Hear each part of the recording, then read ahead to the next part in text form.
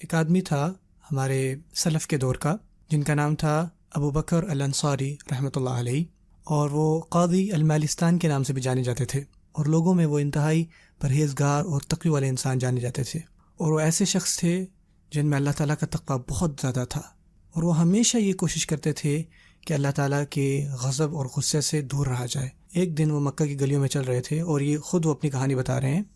کہتے ہیں کہ ایک دن میں مکہ کی گلیوں میں چل رہا تھا، میں کافی بھوکا تھا اور میں کھانا تلاش کر رہا تھا، اور میرے پاس کچھ نہیں تھا، انتہائی غریب مسکین۔ وہ کہتے ہیں کہ مجھے ایک چھوٹے سے لال رنگ کی کوئی چیز نظر آئی جس کے اندر ایک انتہائی مہنگا ہار تھا۔ لیکن یہ ان کا نہیں تھا، تو انہوں نے اس کو بند کیا اور وہ اپنے گھر لے گئے تاکہ اس کو حفاظت سے رکھیں، اگر مالک آتا ہے تو ان کو واپس دے دیں۔ تو کچھ دیر بعد ان کو ایک آدمی ملا جو کہہ رہا تھا کہ اس کا وہ نیکلس وہ گم ہو گیا، اور وہ آدمی ایک انتہائی خطیر رقم دے رہا تھا بدلے میں۔ ابو بکر ان کے پاس آئے اور کہا کہ دیکھیں مجھے آپ کا نیکلس وہ مل گیا ہے، لیکن آپ کو مجھے اس کے بارے میں تفصیل سے بتانا ہوگا تاکہ مجھے پتہ ہو کہ وہ آپ کا ہی ہے۔ انہوں نے کہا کہ جو آدمی تھا انہوں نے بالکل ٹھیک اس کی جو تفصیل تھی وہ بتائی۔ جو آدمی ہے وہ چاہتا تھا کہ وہ اب اس کو انعام کے طور پہ کچھ دے، لیکن وہ لینے سے انکار کر رہے تھے۔ انہوں نے کہا نہیں، میں نے اس میں کچھ بھی نہیں کیا، میں نے ان کو کمایا نہیں ہے، میں آپ ہی کی چیز آپ کو واپس کر رہا ہوں، اس میں میرا کوئی وہ نہیں ہے، اور میں بالکل بھی یہ چیز نہیں لے سکتا۔ تو آپ کو پتہ ہے مسلمان تھوڑا سا وہ احتجاج کرتے ہیں۔ انہوں نے کہا کہ لے لو، انہوں نے کہا نہیں، لے لو، نہیں لے لو، نہیں، یہ چلتا رہا۔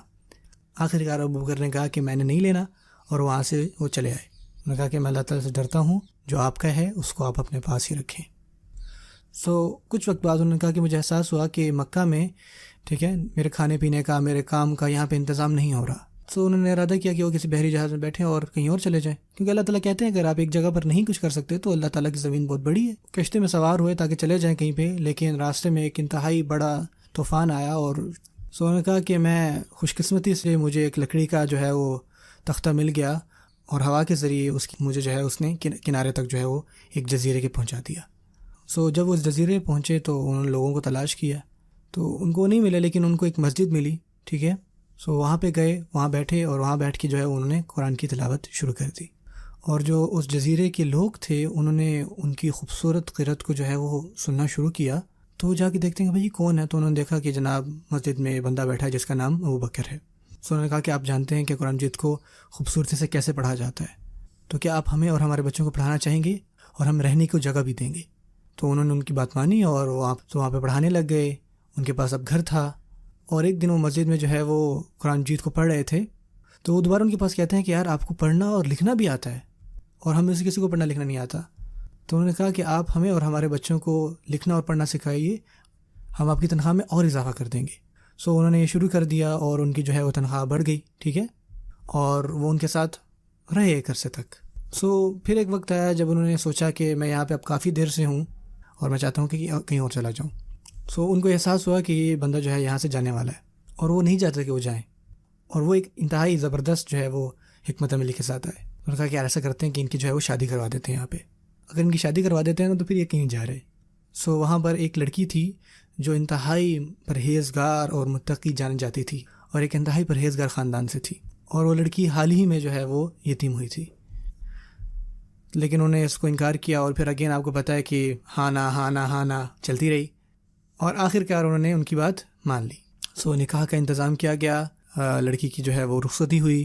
تو انہوں نے کہا کہ جیسے ہی میں نے اپنی نظر ان کے پاؤں سے اوپر کی طرف لے کے آ رہا تھا، اور جیسے ہی میری نظر ان کی گردن تک پہنچی، میرا وہیں سر گرا اور میں رونے لگ گیا۔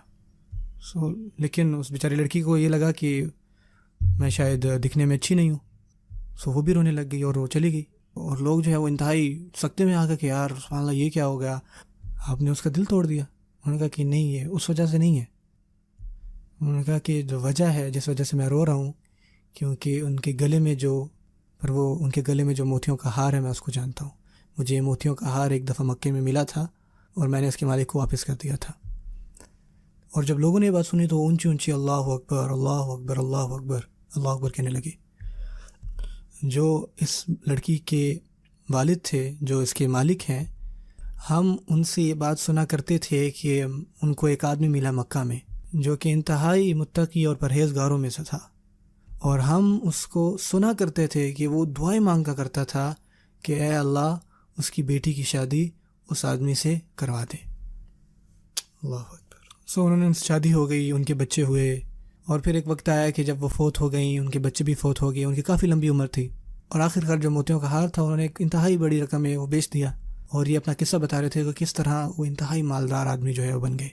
سو دیکھیں، جب ابو بکر انصاری کی کشتی تباہ ہوئی اور ان کا کوئی وہاں پہ آسرا نہیں تھا، پکی بات ہے کہ اس ٹائم وہ نہیں سمجھے ہوں گے کہ اللہ تعالیٰ کا کیا ارادہ ہے، ان کو نہیں پتہ چلا ہوگا کہ ہو کیا رہا ہے۔ ہو سکتا ہے کہ ان کا ایک ارادہ ہو، ان کو کوئی پلان ہو، لیکن اللہ تعالیٰ کا ایک الگ ارادہ ہوتا ہے، سب سے بہتر ارادہ اور سب سے بہتر پلان۔ اور جو ابو بکر ہیں وہ کچھ بھی نہیں کر رہے تھے، اللہ تعالیٰ خود بخود ان کی جو منزل ہے وہاں تک آہستہ آہستہ اللہ تعالیٰ ان کو لے کے جا رہے تھے۔ اور ہو سکتا ہے ابو بکر انصاری نے ایسا یہ نہ دیکھا ہو، اور لیکن آخر کار وہی ہوا جو سب سے بہتر تھا۔ بعض اوقات ہمیں لگتا ہے کہ ہماری زندگی میں یہ کیا ہو رہا ہے، ہمیں سمجھ میں نہیں آتی، لیکن یاد رکھیے کہ اللہ تعالیٰ ہمارے لیے سب سے بہترین چاہتے ہیں۔